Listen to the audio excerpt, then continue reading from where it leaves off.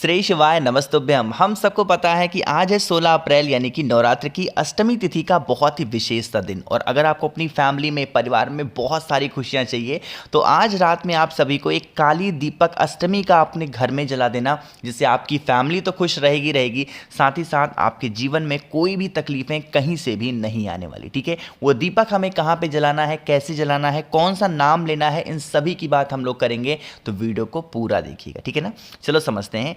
यहाँ पे स्क्रीन पे आपको दिख रहा होगा एक दरवाजा। तो हम सभी लोगों के पास में एक दरवाजा होता है, मेन गेट, जो लोहे का गेट होता है। मानते हो आप भी ना?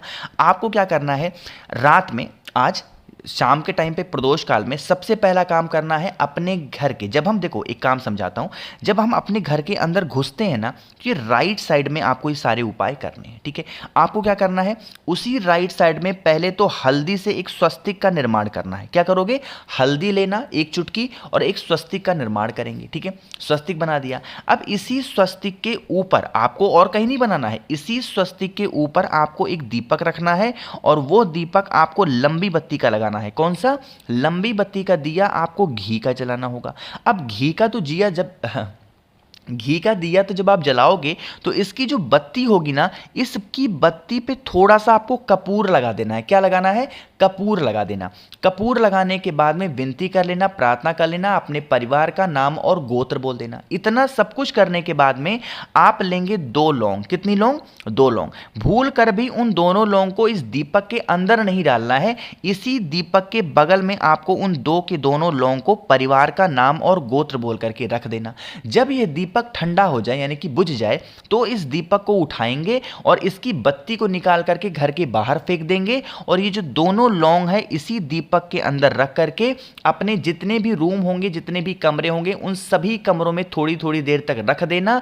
अगले दिन जब आप स्नान करेंगे तो इस दीपक के अंदर की जो लौंग होगी किसी पेड़ के नीचे ले जाकर के फेंक देना।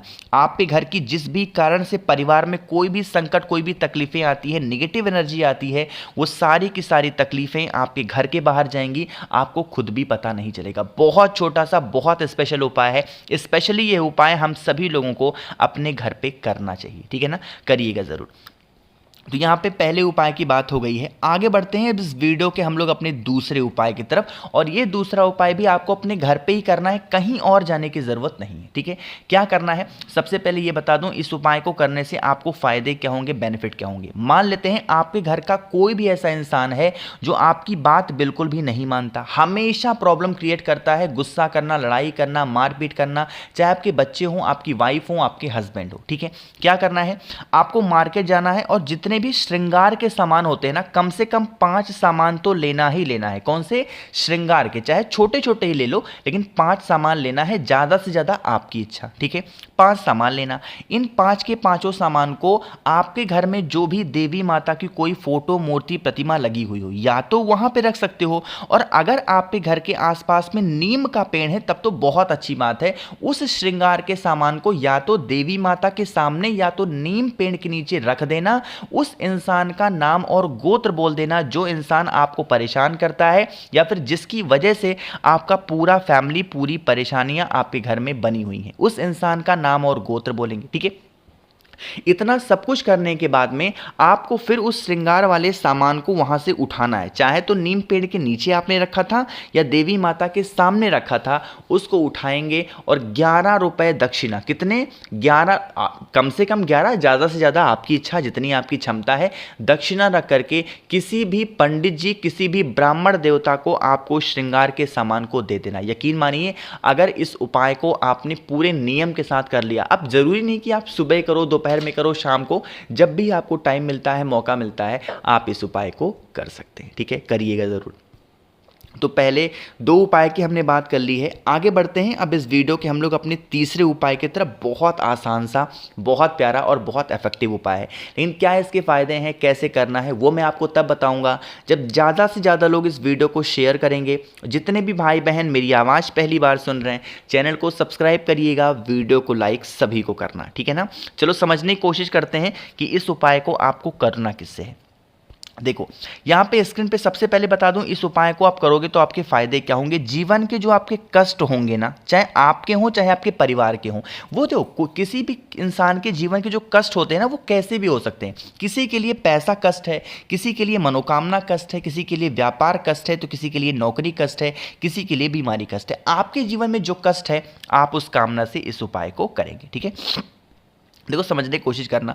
स्क्रीन पे आपके सामने दिख रहा होगा यहाँ पे आम का पत्ता, तो एक आम का पत्ता लेंगे। ठीक है, इसी आम के पत्ते के ऊपर सिंदूर से, ना तो रोली लेना, ना तो कुमकुम लेना, ना तो हल्दी लेना, सिंदूर से आपको क्या करना है, स्वस्तिक का निर्माण करना है। कितने, 5 स्वस्तिक बनाना है। जैसे मैं बना रहा हूँ, इसी तरीके से आप भी 5 स्वस्तिक का निर्माण उसी आम के पत्ते के ऊपर करेंगे। मैंने बना दिया ना, कोशिश की बनाने की, तो इस तरीके से 5 स्वस्तिक का निर्माण आप भी करोगे। ठीक है, फिर आप इस पान आम के पत्ते को उठाएंगे और उठाने के बाद में जो भी देवी माता की फोटो, मूर्ति, प्रतिमा घर के पास में लगी हुई है, उनके सामने आपको उस पान में बोल रहा हूँ, जो आम का पत्ता है उसको आपको रख देना। ठीक है, जब आप रखेंगे तो आपके घर की जो तकलीफें हैं, आपकी फैमिली की जो प्रॉब्लम चल रही हैं, उसका स्मरण करेंगे। स्मरण करने के बाद में एक आपको घी का दिया, लंबी बत्ती का, देवी माता के सामने इस कामना से लगाना है कि हमारे जीवन के जो कष्ट हों, जो तकलीफें हों, जो परेशानियां हैं, हे देवी माँ, आप हमारे घर से इन सभी परेशानियों को दूर करें। इस तरीके से प्रार्थना करेंगे। अब बात यह आती है, भैया जो हमने यहाँ आम के पत्ते के ऊपर स्वस्तिक बना के रखा, इसे हम कब तक रखेंगे? सबसे बड़ा सवाल यही है।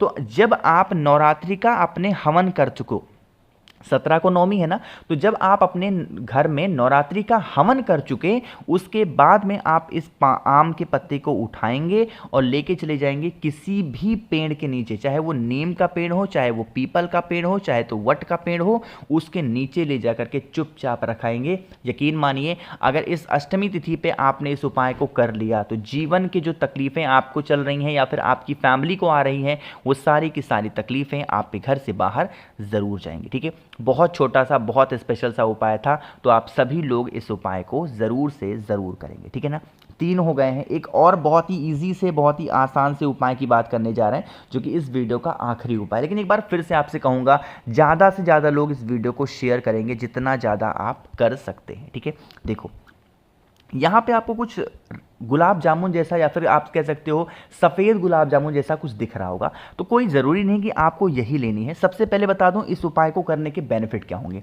अगर आप पे घर में एकता नहीं है, यूनिटी नहीं है, आपस में ही लड़ते हो, भिड़ते रहते हो, तो आप इस उपाय को ज़रूर से ज़रूर करेंगे। ठीक है, आप क्या करेंगे, अपने घर में कुछ भी मीठा बना लेंगे। वो मीठा सफ़ेद होना चाहिए। सफ़ेद मतलब चाहे तो आप खीर बना लो, या फिर कुछ भी जो ऐसा बनाओ जो वाइट कलर का हो, सफ़ेद कलर का हो। ठीक है, बना लिया, मीठा ही होना चाहिए, नमकीन नहीं।